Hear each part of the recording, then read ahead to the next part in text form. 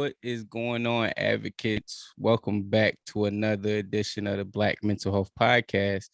I'm your host, Reg. Joined today with me is a fellow podcaster. We'll get into it.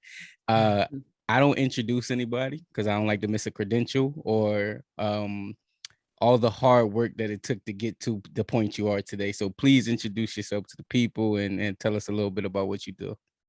Absolutely. So thank you for having me. I'm Sasha Nicole, and I help people be mentally well, have more confidence, go in a space of happiness and healing. I specifically target moms and women in general. I also have a nonprofit called Postpartum Evolution, where I help women of color who've experienced postpartum depression. And I just speak authentically about my experience in the mental health space. And that, I would say, kind of sums it up to be brief. I don't want to go down a list, but that's who I am in a nutshell. Now, I'm sure you condense the timeline of things, but I'm sure we'll break them out and, get the story behind them. So, first off, how are you really? Like, I'm trying to do that with my podcast more, is if you don't get that space anywhere, let's get a little bit of it now. How are you?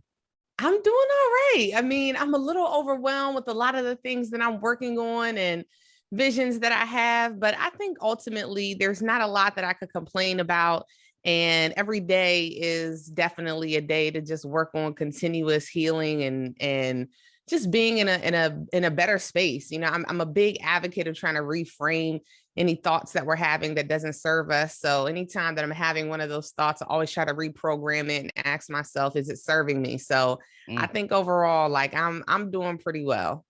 What are some thoughts that like served you at one point and they were very valuable, but then as you grew, as you emotionally got other tools that you had to get rid of? That's a great question. So I think a lot of the thoughts that used to serve me were not to the magnitude of the thoughts that serve me now. Like, I don't think that I was thinking in the capacity and in the space that I think of in this present space. And so a lot of that may be, for example, I wasn't dreaming as big. I wasn't thinking of the visions that I had and what that looked like. I wasn't acting or operating, so some of those thoughts would, I knew that I needed to get help with certain things, but I wasn't putting the action behind that. And so now those thoughts look a lot differently. They consist more of action. They consist more of being and of a much better place of mind and peace of mind. And so that was something that I had to definitely change and alter in terms of what that looked like for me. Do you think circumstances, and mind you, again, I'm getting it for myself as well, but do you think circumstances dictate how big we get to dream or we're allowed to dream? I think circumstances definitely oftentimes dictate the way that we dream, for sure. And I think that not only our circumstances, but the people around us that we surround ourselves with and the way that they think also dictates the way that we dream. And I think that when you are not in a space that's conducive to, or you even think that you can make it out of a certain space, I definitely think it plays a part in influencing how you perceive things and how you can go above and beyond things. But I also think that despite circumstances, that there is a possibility that you can move beyond those circumstances and definitely retrain your mind to think differently, maybe than even the people around you. I think it's just about, what you want and how bad do you want it. Ooh, you speaking my language. I like that. One of the all right. So as I was doing my research and looking at some of the work that you do amazing work. I seen that you said it, or it probably more now, probably years that you probably are doing stuff that you don't even account for as much. 10 years in the game of doing this. I think that's the number I see. Yes, 10 years. How did you get your start? What made you, did you always knew you wanted to do what you're doing today? Like how's the journey going? No, you know what? And I still question myself to this day if I even want to do it. Serving, when you're in the serving capacity, it's hard to be in that space because there's not a lot of rewards for that monetarily. what recognition. And if you're looking for those things, you're not going to succeed in the space, because oftentimes they don't exist in the way that you may think that they should, as opposed to something else where you get that natural feedback. Or, as you know, most of us in that microwave generation, you want those answers or that feedback now. I really got my start when I first had my daughter. When I experienced postpartum depression, I had thoughts of killing her, and I didn't understand what was taking place just in general in my mind and my body. And I had never heard of I'd seen on TV before where they had like moms who had harmed their children, but I never related to that. And I felt like I judged it, actually. And it's funny because everything that I've judged in my life, I've actually been faced with a decision in that same judgment that I've had for others. And so that really definitely reshaped the way that I give grace to other people, or how I judge things accordingly, because you find yourself in the same positions that you judged.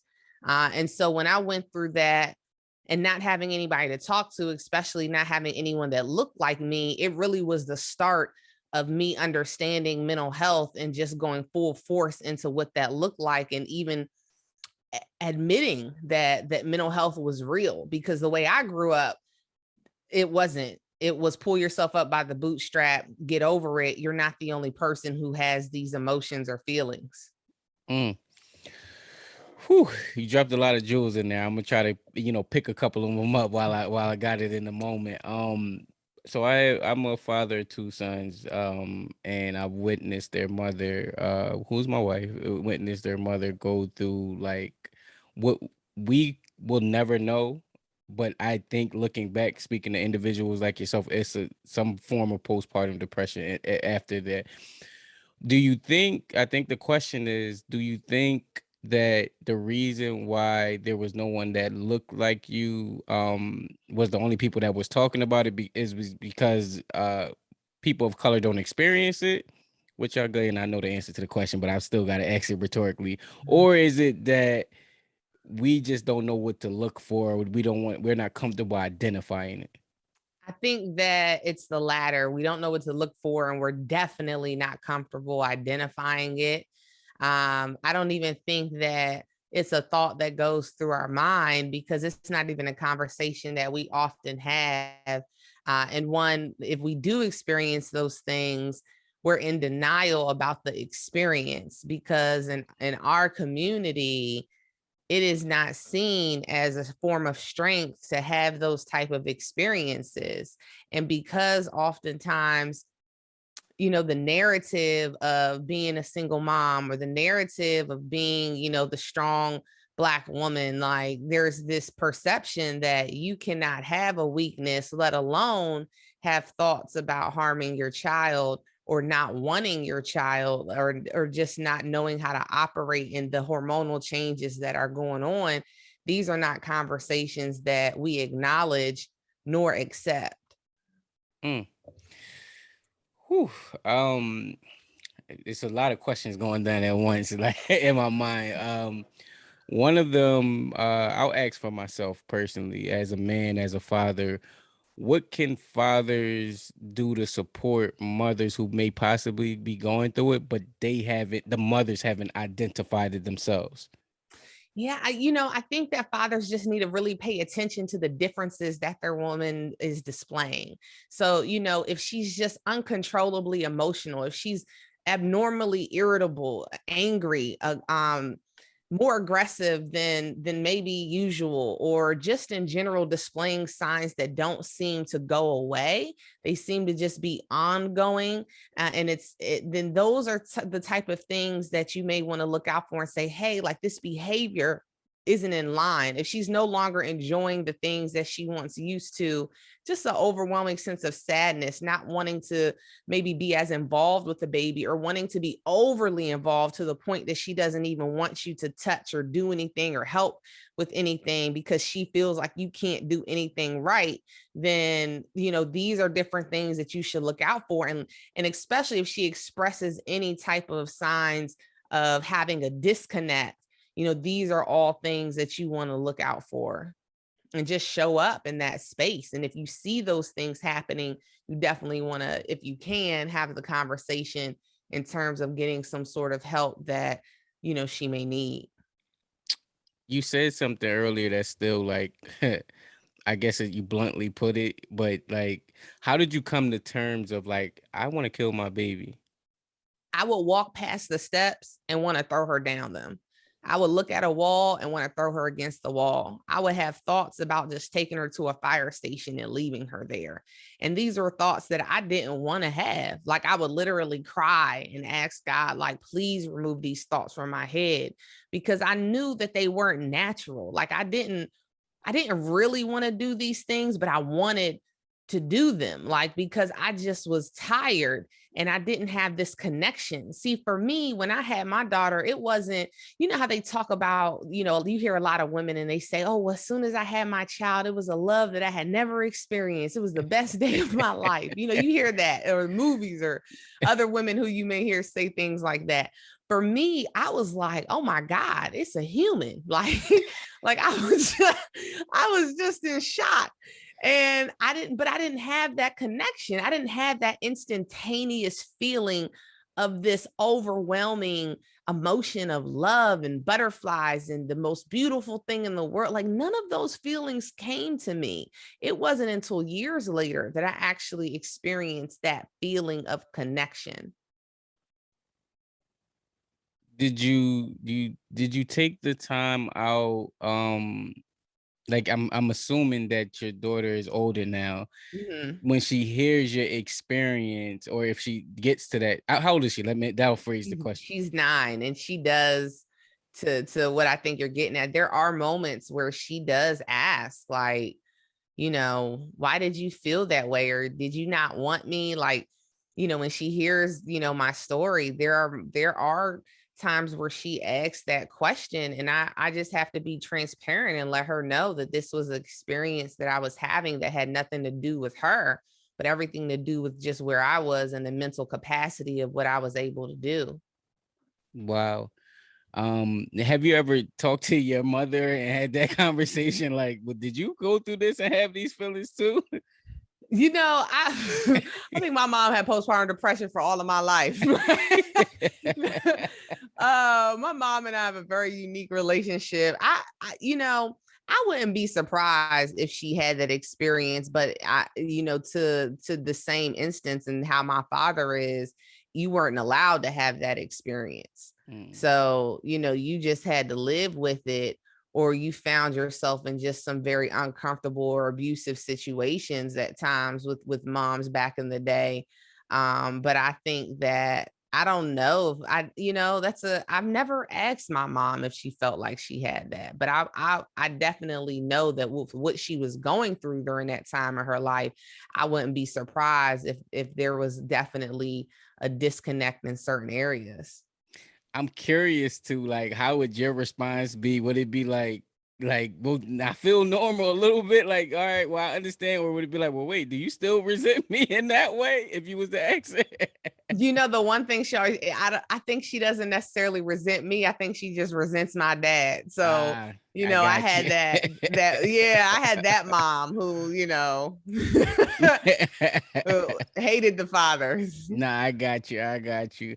So talk to me about the book From Detour to Destination.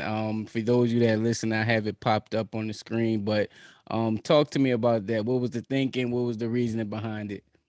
So the reasoning behind it was, I wanted to share some of the deepest experiences and stories that I've had, from bankruptcy to battling obesity and overcoming it, to domestic violence, like, to a variety of just experiences that I've lived through, and how I overcame that, how I navigated it, and how I essentially, like, went through the mud to bring myself out to the other side, and what that looked like in terms of exploring how to heal, how to change my thoughts, how to create a better path going forward in my life, how to just do things differently than what I had been doing, and just providing insight and feedback to those who wanted to do the same, who want to do the same thing, and who want to see, a story that goes from, that's about triumph, that's about success, and that, that shows that you can turn any situation into something that's positive.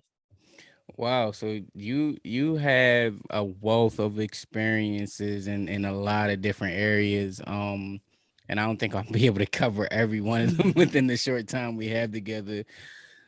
So I'll go into the first one that popped out to me was you said domestic violence. Mhm.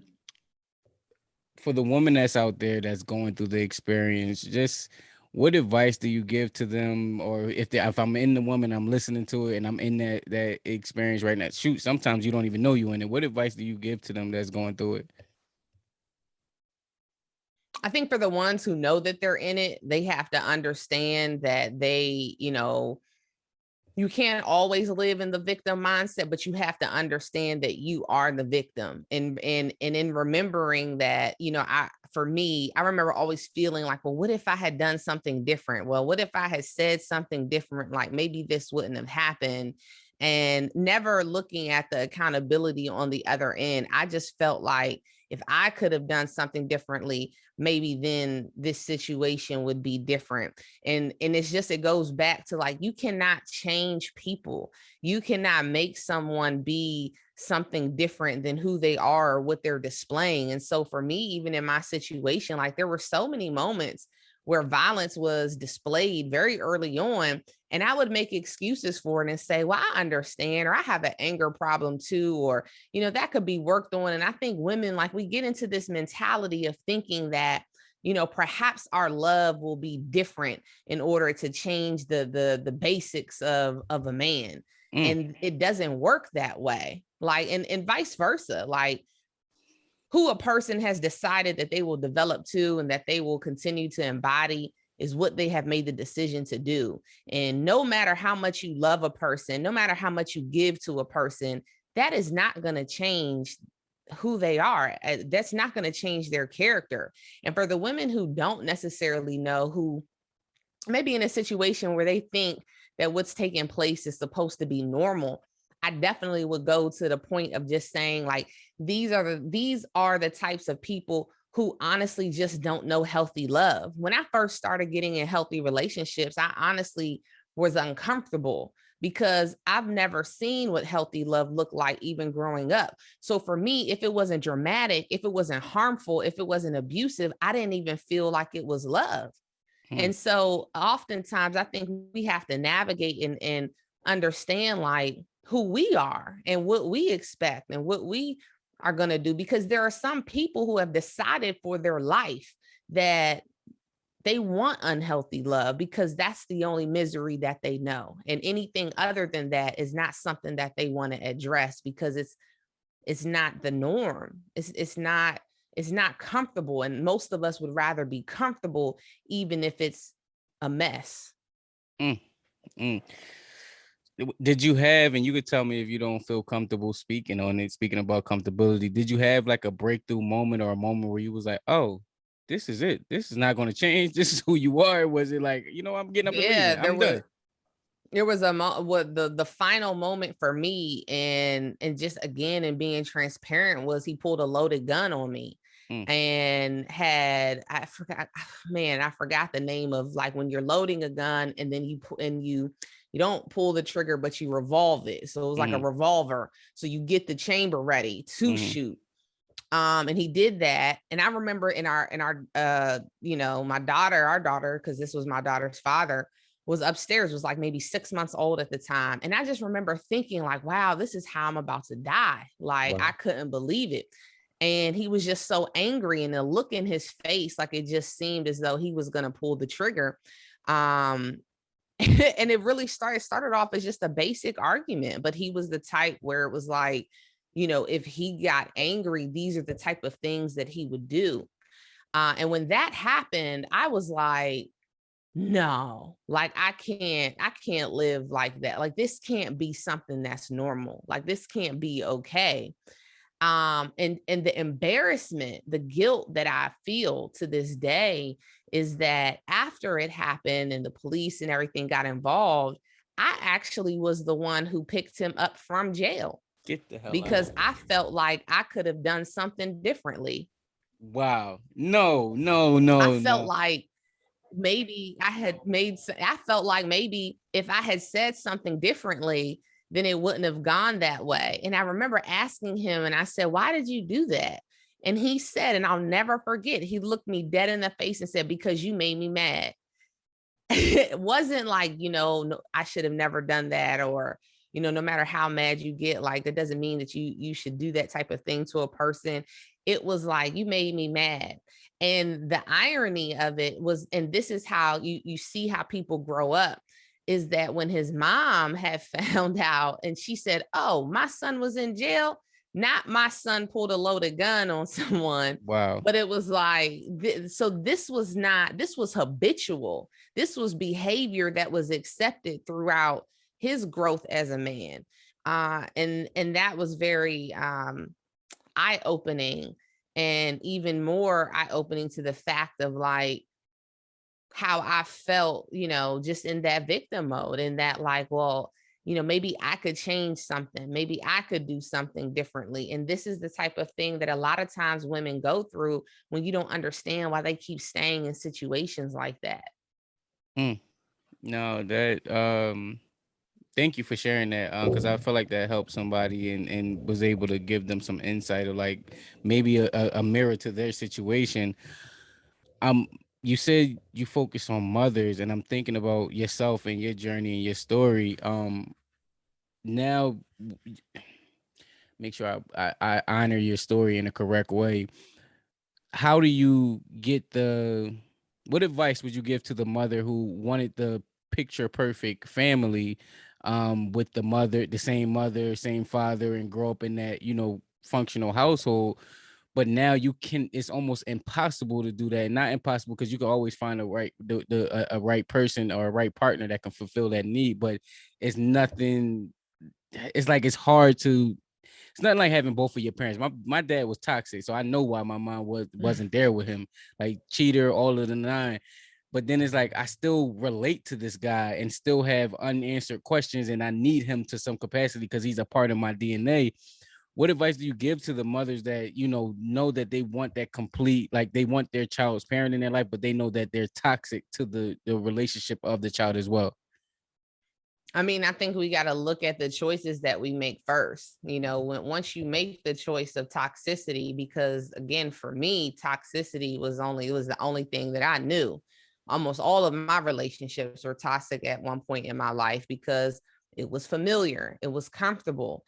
And so when you make the decision to procreate with something that is not it's not good, for you or your child most of the times.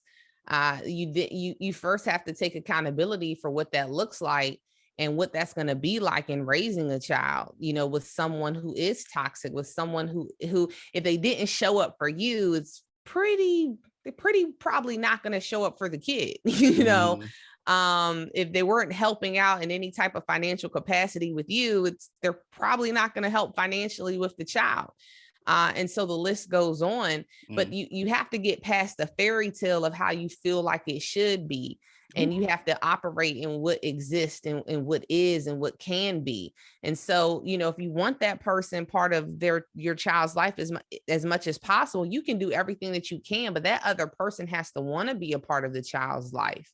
They have to want to, be there in some capacity. It doesn't even always have to be monetarily. There's a few men that I know who they may not have it from a money perspective, but they show up in every other capacity that they can for their children. And I think that goes a lot farther. I mean, of course, money helps. Kids cost money, They do. but but showing up definitely is a financial thing that can't be bought. So It's facts. I don't think that the perfection, you want this picket fence, you want this ideal family unit, and you should want that. You should want a family unit, but we got to be more careful as to like how we're engaging and what these family unit looks like, and what do we even want from that unit. So one of the things that I always talk about a lot is like authenticity, and in figuring out like who you are, because the more that you figure out who you are, I think the further you are into developing the type of partner that you want, and that the type of partner that you're capable of being. Because we always take a lot of like when you come from an unhealthy relationship, you typically take those same unhealthy habits into a new relationship. And so we got to start healing individually before we can start engaging in expecting some sort of reality that's not going to exist in something that's unhealthy. Man, if y'all want more great conversations like that, y'all gotta tune into the American Therapy Podcast. Talk to me about the American Therapy Podcast, and what people can expect from it and why you started it. So American Therapy, we started this about 3 years ago, me and my co-host Star, and then we added on Dr. T, who's a psychiatrist. And we've been 3 years strong, but life has happened and we started to just do our own things. Hence me starting my own brand. Stars, actually, she just went to law school. And Dr. T is branching off in terms of what she's doing with her psychiatry and life coaching. But we still record, not at the same capacity. But there's 3 seasons. I mean, well over 100 episodes of when we've talked about a variety of different things, from the veterans to navigating sexual health to, I mean, all types of topics that have to do with mental capacity. We have covered it.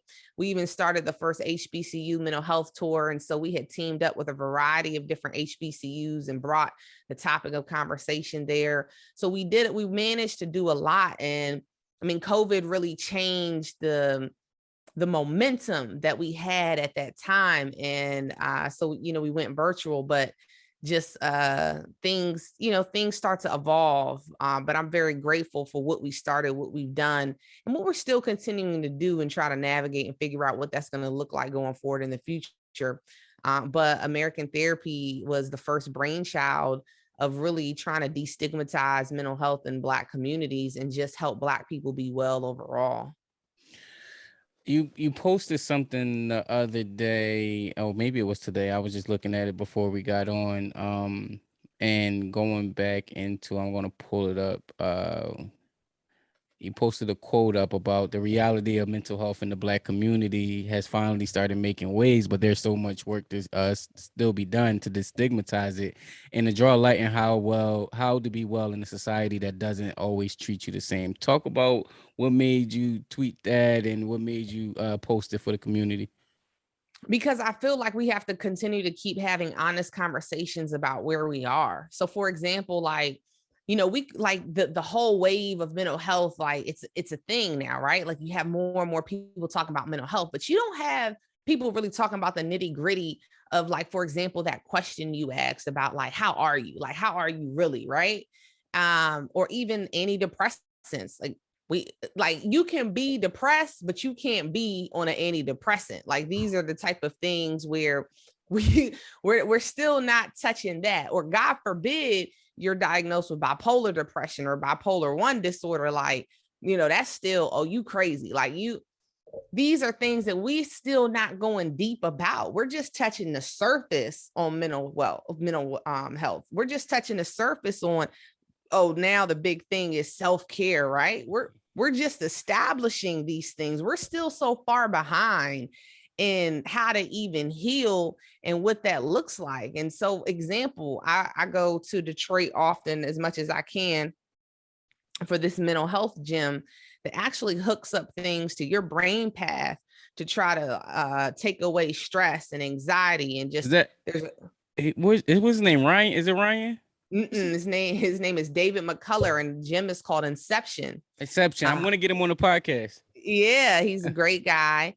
And it's very informative when you go there and you do different things that are internally, like, from a scientific level, working on you. And so those are the type of things, like, we're not even talking about the science behind being well, or we're not even, like, you have some people who are behind the holistic wave, but there's so many things beyond, like, taking bubble baths and getting massages and focusing on going to therapy that we can do to start really having the conversation and to start embracing people who are sharing their story, who are saying, I'm having suicidal thoughts. Like, we don't talk a lot about the Black people who are having suicidal thoughts. We don't talk about it until after they've actually done it. No, you bring up an important topic. So I started my podcast in 2018, and like you said, like life happens, and I started getting into community work and going through different aspects. But the reason why I like put it back together and coming back, I'm like, there are conversations. Everyone's having mental health conversations, but I want to get to a certain level, like a certain layer that I feel like is not so surface and top level. And to the point of why when you said I wanted to kill my baby, I'm like, that's a realer conversation than what people are having. Like, oh, it's hard for mothers. Yeah, that's true. But can you talk about that part of like, no, what they actually, some of the layers under that of what they actually want to do. So I appreciate you for sharing that. Yeah, absolutely. And like you hit the nail on the head. Like our conversation has to start going a little bit deeper than the surface of just mental wellness. Yes, yes, yes. No, I appreciate that. It was something else that you had that I wanted to get into, but I forgot where it was at. But I will ask is what do you see next? Because someone is so many people are having this conversation. What do you see next for the field? I'm almost afraid, if I'm being honest, because I'm in school to do all the doctor and I'm in school to do. I'm almost afraid that it's becoming so diluted that the real solutions and the real conversations that need to be had will get lost in the dilution. And with a person that's 10 years and kind of been in the game a little longer and had more experience, what are your thoughts around that? Like, what do you see for the field now that more people are talking about it? I think it's definitely becoming diluted in terms of it being a trending topic rather than a topic of like intentional discussion. I think that there are a lot of people who have extremely great intentions, but I also think that there's a lot of people, even celebrities, who just want to ride the wave. Like there's a lot of celebrities where it's like they mention it as a news story, but they don't mention it deeper than that. It's not the same. I think that there is still a lot of work to be done. And I think that the work is being done from a variety of different people. But I think that we have to start embodying the things that we say that we're working on. And so what I mean by that is, like I'm a very big component of intermixing Buddhism with a lot of other practices, because what we learn in that is to have oneness with self, is to have grace for others, is to, and some of those same things, depending on what you believe from a Christianity standpoint, emphasize some of those same points. But I think that we have a lot of dilution of combo, but not action behind it, behind the combo. And I think that we have to start seeing more action. And I think that even though we're having a lot more conversation, we still don't have enough practitioners. And so, like, even for me, one of the examples like that I keep debating on, and it probably will happen because it's in my spirit, is that like I want to go ahead and become a licensed therapist, maybe even a doctor at some point in psychology, because there aren't enough practitioners who look like us. We do have a lot more social workers and a lot more therapists who are out there in the minority community, but they're still more needed. And then we don't have them in communities that aren't as well traveled. So, in the DC area where I'm at, yeah, you can find a Black therapist anywhere you want. You could look right or left, and there is at least one that you could go to. But when we go to these communities like in Alabama and Kansas and Minnesota, where we do have a pocket of Black communities, we don't have a lot of practitioners who look like us who are going to these communities either. So I see the field. I see more people who are entering the field, but I definitely, for me, I want to see more intentional action behind conversation, um, rather than it being something to talk about. Let's go deeper into it, especially with the work that you do. What does intentional action look like as far as not just having a conversation? What does the actions look like? I think the actions look like, again, being more transparent about the story. I think the actions look like, not just saying, oh, I deal with mental health, but like, well, what does the mental health look like? And I know everybody doesn't want to share their story, but I think you you can't keep wanting to dance around a story without giving the story. So it's like, if you're going to talk about it, let's really talk about it. If you're going to talk about being depressed, let's really talk about the other components that come with depression. If you're going to talk about these things and you're on an antidepressant, like, share your story. Like, we have to start sharing more with our community. Like, we don't talk to our community about the real story of what we're going through and what that looks like. We may say, oh, we're feeling down today, but we don't go to the other person and say, man, I don't feel like myself. I don't even feel like being here today. Like, we're not getting deeper in those conversations. So I think action looks like really telling the whole story. I think action looks like intentionally embodying what you say that you represent. So it's a lot of times I meet people in the space who say, they're all about wellness and healing, but that's not what they exude. That's not what they embody. That's not what they practice. That's not what they show others. So, and we're still human, but I think that if you're going to be in the space, you have to intentionally work on, not only how you treat others, but how you treat yourself. So there's so many things behind it, and making sure that your programming is intentionally providing action, and that we're also behind the scenes in legislation. Like, we have to be more involved from a policy standpoint, and we're not that involved from a political standpoint in terms of what some of these things are supposed to look like for us and the funding that we need in our community. So, we have if I'm not mistaken, $70 million that's going to the funding of certain things from a crack perspective, but we don't have over $70 million that's going into the minority institutions and community to provide more therapists for people, or to provide, more help for people. So, I mean, it's just, we got to be behind legislation too. Like, all of these are factors that are intentional action. You preaching to me, Sasha, and the reason why I say that is because I'm in school now, but I'm like, I envision myself affecting policy more than anything. Like, and I want to know I don't know what that looks like, because I feel like policy actually, creates opportunities, because if we keep bumping our head, keep trying to work in a system that is not politically determined for us to succeed in. And so I'm trying to figure out what that looks like on my end, because I'm like, I'm not a politician, but I do want to affect policy, if that makes sense. No, it makes complete sense. It's locally. You got to first start showing up locally, understanding what local policy looks like before you can start showing up for the actual national policy. But our local things that we're doing, being local and involved in certain things that are going on, and understanding, like, we have got to understand why our local votes matter. It is our state governments that really govern how things go. Yes, our senators and the actual, government from that perspective matters, but locally is where we can start showing up the most and getting certain funding and grants and stuff like that.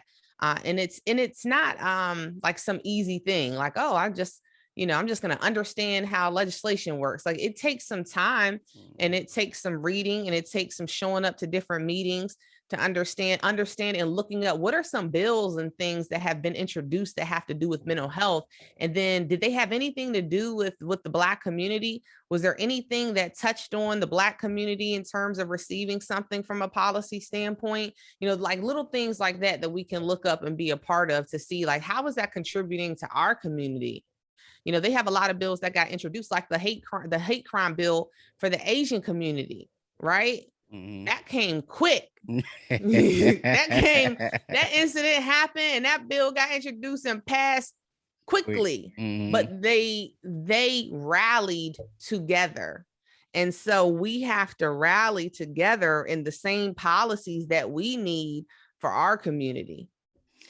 No, you speaking so many gems and dropping so many jewels, man, and I appreciate that, because it definitely helps me out to dictate where I want to go and how I want to get involved. One of the things you spoke on earlier that I wanted to tap back into, and I remember that question because I forgot it for a little bit. You spoke about obesity challenges, and we at the point of the new year where people have already gave up on their new year goals and probably are not utilizing what they set out for the year. I'm still holding on. I can tell you, I beat my first month. I'm on the where you only eat in a certain amount of time. So from 12 to 8, or now it's 3. So from 3 to 8 is my feeding window, and then I can't eat again. So talk about like how you were able to overcome that, and how you were able to stay disciplined enough to maintain. Yeah, I was obese since middle school. I've been struggling with obesity like literally all my life. And once I finally became an adult, there were no more excuses as to what could have been done differently for me as a child. Mm, I grew up from the method of like, well, it's in the family and all these mm, other things. And so that was kind of the excuses that I made. But as I became an adult, you can't use those excuses no more once you start to understand and realize the components of actual health. mm, And so I just kind of went off track. Like I just continued to get bigger and bigger up until the point I got to 400 pounds. And I kept making excuses. Even then, I was in denial. I'm tall. I'm like a solid 5'10". And so I would say, well, I'm tall, so it's not that bad. But it is 400 pounds. I don't care how tall you are, it is bad. mm, And so I had to make a decision. Like I had to acknowledge that I would overcompensate by dressing very well or pretending that I had this level of confidence that I actually really didn't have, but that I was trying to have to overcompensate for the way that I looked and the cruelty that you endure. Like people aren't kind to obese people, mm. especially when you're morbidly obese. And I had to make a decision to change my life and really get serious about because because I would say things like, oh, I want to lose weight, I want to lose weight, I want to get better, but then still turn around and eat a whole bunch of things that I shouldn't be eating, and then say, well, it's hard losing weight. And it is hard losing weight, but you have to get so disciplined to the point that like you are willing to have enough self-control. And eventually I finally found my way to get there. I still struggle. It's still hard sometimes, but I went from 400 to now 230, and that's an incredible difference. But it still takes an incredible amount of discipline when I'm around certain things. And I've also had to acknowledge like I have a food addiction. Like, so when I approach the table, I have to be mindful about how much I eat, how much I consume, realizing like when I'm full, just so many different things. And then I work out regularly. Like every morning I get up and I go to the gym 5 a.m. and I don't want to. I don't really want to at all. But I know that I never want to go back to where I came from. Again, once again, dropping them jewels and gems and talking about the importance of discipline. And what you said, I want to do a whole podcast on that, like food addiction, because I don't think a lot of us have talked about like how much Mm-mm. that has plagued our community, where you don't even know when you're full anymore. Like you can't identify what fullness is because you just used to like eating and snacking, and it's just a And I lot. don't And I don't even think people admit or want to acknowledge, because when you think of addiction, you don't think of food. So Mm-hmm. it's like food, ain't nobody got no food addiction. But when you look at most overweight people, oftentimes they do have a food addiction, a real live addiction. And I think that there's a lot more. Now I understand from the other side what some people who are living a healthier lifestyle would try to say in terms of us normalizing obesity. Mm. I agree now that I too was part of the movement of trying to normalize obesity, of trying to normalize like it's okay, you still look good, you're not that big, you're thick, but like I don't care how good you look at, but if you are 400 pounds and you morbidly obese, it ain't nothing good about that. You Mm. can't tell me that you're enjoying being in an airplane and you can't fit. You can't do certain activities. You can't fit in a roller coaster. You can't halfway do certain things, or that the ailments that start to take place in your body. For me, I was fortunate. I didn't have any like issues with blood pressure, cholesterol, nothing like that. But at the end of the day, like that wasn't I didn't enjoy shopping for a size 24, 26. Like you can't tell me that you're happy with that. And some people really try to convince you that they're ecstatic at that size. This I don't believe that. I feel like it's complete BS. But some people will say that they love being the size that they are. I think that we need to stop normalizing obesity, because it is our people who, it's a lot of white people who are obese too, but it's our people who like have the, the genetic curses of the cholesterol, the blood pressure, the heart, like we, because of the scraps that we were eating back in slavery, like it just has transcended down. But we have to stop normalizing that it's okay. That, oh, you just got big bones. Like, nah, girl, like you need to lose weight for real. So I just had that come to moment, not with myself, but when my friends was talking, and I knew, I'm like, yo, we just in our early 30s, and we getting into that space where we're like, you're not just young and bounce back no more. Now you had to really put some work in to fight it off. And he told me, he was like, man, I looked in the mirror while I was putting my shirt on. I just said, F it. Like, it is what it is. And I'm like, bro, we got to keep fighting. Like, you right, can't just just give up on right. yourself like that. Like, you got to keep it going. So I appreciate you sharing that, because everybody don't, not as transparent with like how they view themselves in certain capacities. Yeah. Yeah. And stop making excuses about it. It's not okay. It's not normal. You said something earlier, as we begin to close out, about after a while you can't make excuses about how you grew up. When do you think, because I know you give a lot of advice with your book, podcast, and other platforms that you have, when does your story become yours and not the situation you came from? The moment that you learn better, or that you know better, or that you research better, the moment you have the capability to research, or you just even heard a snippet of what better looks like, is the moment you have to take control over what your life looks like. Like, you can't, I spent a lot of time angry and hateful towards my parents and the circumstances that I went through growing up. And I felt like they could have done better, and they could have. But at the end of the day, they did the best that they could in the capacity that they had. And that's just what it is. And so I cannot change that. I cannot change what has taken place, but I can change the way that I move forward. And I think oftentimes, like, the moment we have access to information, we have access to better. And innately, as you notice, like with children, they innately know right from wrong from very early. So, even as we grow older, like, we know what feels right and what doesn't. And I think that we can't let the abuse that happened when we were a child, maybe the molestation that happened when we were a child, dictate the rest of our lives. Like, you can't afford that, because if you let that dictate for the rest of your life, it's going to run you the rest of your life, and you're going to be forever running from a demon that you need to face. Like, it's just, especially when you get to a certain age where you really know the difference and capability of how to reach out for help. It's one thing, you're in your teens, early 20s, but it's another thing when you're in your 30s and you're still saying, well, what happened to me as a kid, or this happened to me is why I'm like this. Nah. Like, you can't use that no more. You have to make the determination of who you want to be going forward. Again, using life experiences, what do you say to the person where I was like, yo, I've been this way for so long, I'm like, it's so habitual that I don't know nothing else. Like, I don't know nothing else but the way that I am. Then you need to accept and acknowledge that you like misery. Mm. And that may be okay for you, but don't be that person who's like, I've been this way so long, it's just how it is. It's just how I am. We can all be different. We can all grow. We can all do something that's uncomfortable.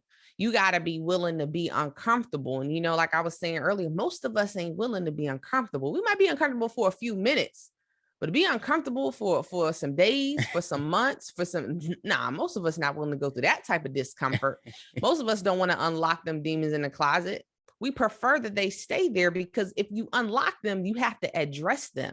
And most people aren't ready to address them. So if you've been that way for all of that time, then accept and honor that you just don't want to change. because don't say that you can't or that the opportunity isn't available. And if you don't want to change, that's okay. That's okay for you. Honor that. But don't try to honor something that you're not willing to act on. All right, I had one more question, but in that you said something that I wanted to address. So now I'm addressing the opposite person where I'm healing, but everything around me is not. And so the family environment that I come from, the friends that I've had, I've awakened myself to the new information. I'm going the journey. I'm doing my therapy or other practices outside of therapy that's contributing to my wellness, but I'm still in a community who doesn't honor my wellness. What advice would you give to me? Honor your wellness enough to remove yourself out of that community. Honor yourself.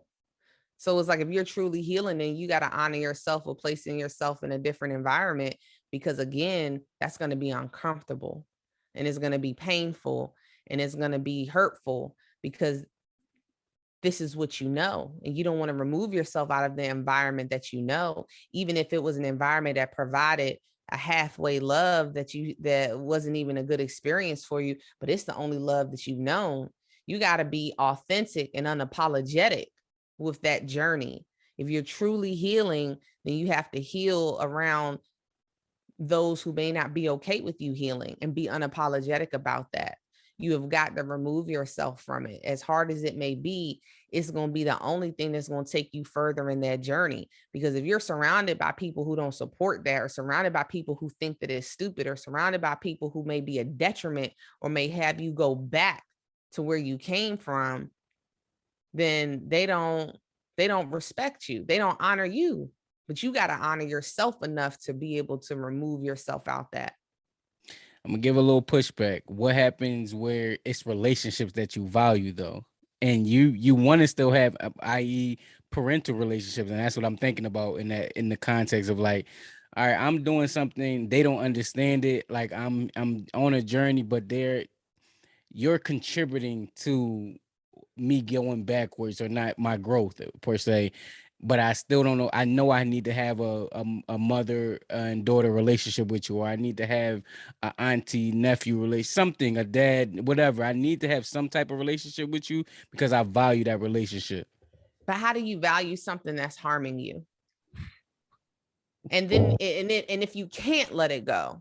So for example, I mentioned I had a very volatile relationship with my mother. It's my mother. And I can't let it go, even though it's a detriment. But I've made the decision that I am unable to let that relationship go. So what I do is I accept who she is. I honor that. And then I honor myself enough to remove myself from the situation when the time calls for it. So the moment that it turns into, okay, this is not conducive for me. Oh, well, it's time to go. Mm. So you limit the time, and eventually they start to get on board, because when they see that you keep limiting time, they're going to see that there's a change that's taking place. And so I limit time. And even like with, me overcoming obesity, my mother, same issue. She has not been able to overcome her obesity. So when she sees that I'm taking my journey seriously, but still tries to infringe and offer food or make food or try to encourage food or just say, well, just eat and all of these other things, you're not respecting my journey and what I'm battling. And it's something you should, even though, because you've been battling it, but she hasn't been successful in that battle. So she wants someone to join her in where she is. It's just not going to be me. So when the time calls for it, and I start to feel like, this isn't making me feel good. This isn't conducive for where I'm going. Well, you know what? Oh, this hour was great. It's time to go. And it keeps your sanity. I got intervals of like 15, 30, 45 an hour.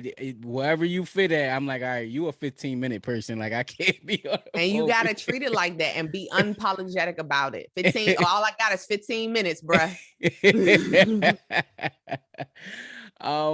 This has been amazing, and I thank you for all the insight that you give. Just to lead, what do you want to lead the people with from this conversation? Final Just thoughts. live life on purpose and empower. Be authentic, living your truth. That's why I always just living it. Whatever that truth looks like, do your best every day to live in that. All right, well, I'm gonna sneak in one quick one in there because we talked about the layers of mental health and people having true conversation. What does true mental wellness look like? I think true mental wellness looks like honoring what your needs are and what that looks like for you. And so when you are talking about being well, that means that you have to address what the pain is and not put a band-aid over it. So I think true wellness is really addressing the root of the problem and not bandaging the problem. Mm. On that note, make sure y'all get the book. Go follow the work that she's doing. I'm putting the IG and everything on with the social media posts and all of that. Make sure y'all subscribe, share, leave a review on Apple Reviews. And please remember that this podcast has never been about being a replacement to therapy. It's an alternative place where people share therapeutic stories. Thank you for listening. Thank you.